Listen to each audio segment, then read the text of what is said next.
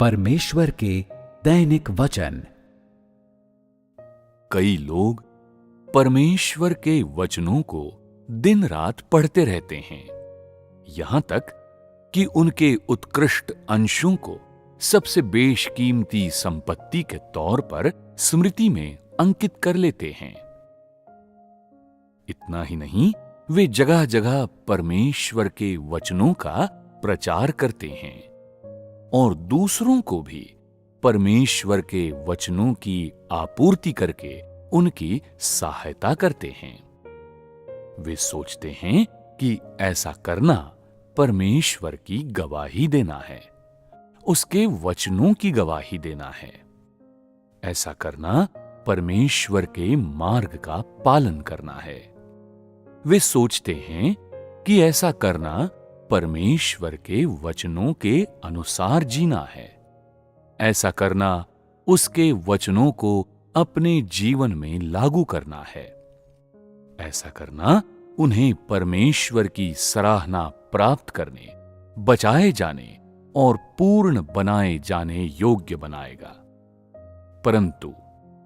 परमेश्वर के वचनों का प्रचार करते हुए भी वे कभी परमेश्वर के वचनों पर खुद अमल नहीं करते या परमेश्वर के वचनों में जो प्रकाशित किया गया है उसके अनुरूप अपने आप को ढालने की कोशिश नहीं करते। इसके बजाय वे परमेश्वर के वचनों का उपयोग छल से दूसरों की प्रशंसा और विश्वास प्राप्त करने, अपने दम पर प्रबंधन में प्रवेश करने, परमेश्वर की महिमा का गबन और उसकी चोरी करने के लिए करते हैं। वे परमेश्वर के वचनों के प्रसार से मिले अवसर का दोहन, परमेश्वर का कार्य और उसकी प्रशंसा पाने के लिए करने की व्यर्थ आशा करते हैं। कितने ही वर्ष गुजर चुके हैं, परंतु ये लोग परमेश्वर के वचनों का प्रचार करने की प्रक्रिया में न केवल परमेश्वर की प्रशंसा प्राप्त करने में असमर्थ रहे हैं, परमेश्वर के वचनों की गवाही देने की प्रक्रिया में न केवल उस मार्ग को खोजने में असफल रहे हैं जिसका उन्हें अनुसरण करना चाहिए, दूसरों को परमेश्वर के वचनों से सहायता और पोषण प्रदान करने की प्रक्रिया में न केवल उन्होंने स्वयं सहायता और पोषण नहीं पाया है, और इन सब चीजों को करने की प्रक्रिया में वे न केवल परमेश्वर को जानने या परमेश्वर के प्रति स्वयं में वास्तविक श्रद्धा जगाने में असमर्थ रहे हैं, बल्कि इसके विपरीत परमेश्वर के बारे में उनकी गलतफहमियां और अधिक गहरी हो रही हैं। उस पर अविश्वास और अधिक बढ़ रहा है और उसके बारे में उनकी कल्पनाएं और अधिक अतिशयोक्ति पूर्ण होती जा रही हैं। परमेश्वर के वचनों के बारे में अपने सिद्धांतों से आपूर्ति और निर्देशन पाकर वे ऐसे प्रतीत होते हैं मानो वे बिल्कुल मनोनुकूल परिस्थिति में हो, मानो वे अपने कौशल का सरलता से इस्तेमाल कर रहे हों, मानो उन्होंने अपने जीवन का उद्देश्य, अपना लक्ष्य प्राप्त कर लिया हो, और मानो उन्होंने एक नया जीवन जीत लिया हो और वे बचा लिए गए हों, मानो परमेश्वर के वचनों को धारा प्रवाह बोलने से उन्होंने सत्य प्राप्त कर लिया हो, परमेश्वर के इरादे समझ लिए हों और परमेश्वर को जानने का मार्ग खोज लिया हो, मानो परमेश्वर के वचनों का प्रचार करने की प्रक्रिया में वे अक्सर परमेश्वर से रूबरू होते हों। साथ ही अक्सर वे द्रवित होकर बार बार रोते हैं और बहुधा परमेश्वर के वचनों में परमेश्वर की अगुवाई प्राप्त करते हुए वे उसकी गंभीर परवाह और उदार मंतव्य समझते प्रतीत होते हैं, और साथ ही लगता है कि उन्होंने मनुष्य के लिए परमेश्वर के उद्धार और उसके प्रबंधन को भी जान लिया है, उसके सार को भी जान लिया है और उसके धार्मिक स्वभाव को भी समझ लिया है। इस नींव के आधार पर वे परमेश्वर के अस्तित्व पर और अधिक दृढ़ता से विश्वास करते, उसकी उत्कृष्टता की स्थिति से और अधिक परिचित होते और उसकी भव्यता एवं श्रेष्ठता को और अधिक गहराई से महसूस करते प्रतीत होते हैं।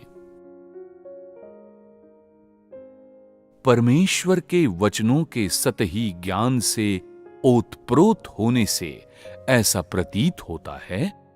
कि उनके विश्वास में वृद्धि हुई है।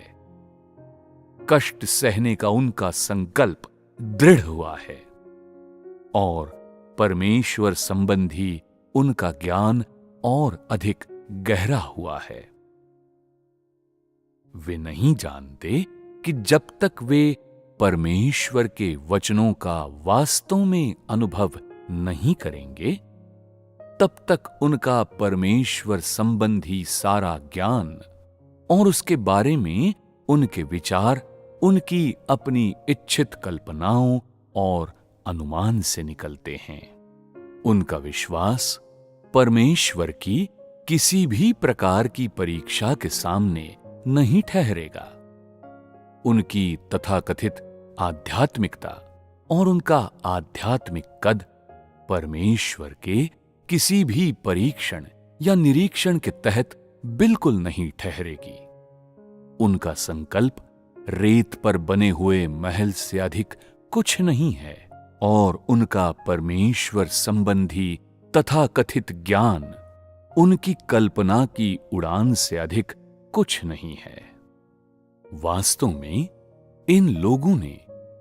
जिन्होंने एक तरह से परमेश्वर के वचनों पर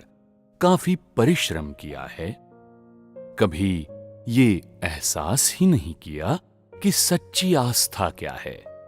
सच्ची आज्ञाकारिता क्या है, सच्ची देखभाल क्या है या परमेश्वर का सच्चा ज्ञान क्या है।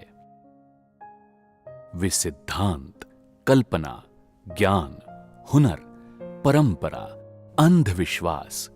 यहां तक कि मानवता के नैतिक मूल्यों को भी परमेश्वर पर विश्वास करने और उसका अनुसरण करने के लिए पूंजी और हथियार का रूप दे देते हैं। उन्हें परमेश्वर पर विश्वास करने और उसका अनुसरण करने का आधार बना लेते हैं। साथ ही वे इस पूंजी और हथियार का जादुई तावीज भी बना लेते हैं और उसके माध्यम से परमेश्वर को जानते हैं और उसके निरीक्षणों, परीक्षणों, ताड़ना और न्याय का सामना करते हैं। अंत में जो कुछ वे प्राप्त करते हैं, उसमें फिर भी परमेश्वर के बारे में धार्मिक संकेतार्थों और सामंती अंधविश्वासों से ओतप्रोत निष्कर्षों से अधिक कुछ नहीं होता, जो हर तरह से रोमानी, विकृत और रहस्यमय होता है। परमेश्वर को जानने और उसे परिभाषित करने का उनका तरीका उन्हीं लोगों के सांचे में ढला होता है जो केवल ऊपर स्वर्ग में या आसमान में किसी वृद्ध के होने में विश्वास करते हैं, जबकि परमेश्वर की वास्तविकता, उसका सार, उसका स्वभाव, उसका स्वरूप और अस्तित्व आदि, वो सब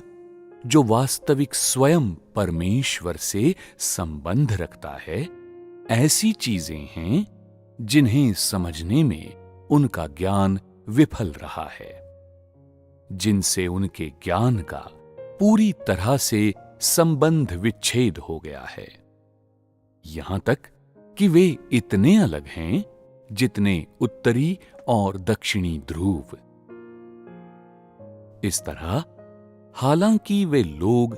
परमेश्वर के वचनों की आपूर्ति और पोषण में जीते हैं, फिर भी वे परमेश्वर का भय मानने और बुराई से दूर रहने के मार्ग पर सचमुच चलने में असमर्थ हैं। इसका वास्तविक कारण यह है कि वे कभी भी परमेश्वर से परिचित नहीं हुए हैं, न ही उन्होंने उसके साथ कभी वास्तविक संपर्क या समागम किया है। अतः उनके लिए परमेश्वर के साथ पारस्परिक समझ पर पहुंचना या अपने भीतर परमेश्वर के प्रति सच्चा विश्वास पैदा कर पाना, उसका सच्चा अनुसरण या उसकी सच्ची आराधना जागृत कर पाना असंभव है। इस परिप्रेक्ष्य और दृष्टिकोण ने कि उन्हें इस प्रकार परमेश्वर के वचनों को देखना चाहिए, उन्हें इस प्रकार परमेश्वर को देखना चाहिए,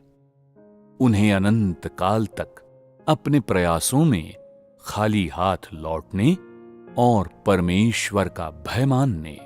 तथा बुराई से दूर रहने के मार्ग पर न चल पाने के लिए अभिशप्त कर दिया है। जिस लक्ष्य को वे साध रहे हैं और जिस ओर वे जा रहे हैं, वो प्रदर्शित करता है कि अनंत काल से वे परमेश्वर के शत्रु हैं और अनंत काल तक वे कभी उद्धार प्राप्त नहीं कर सकेंगे।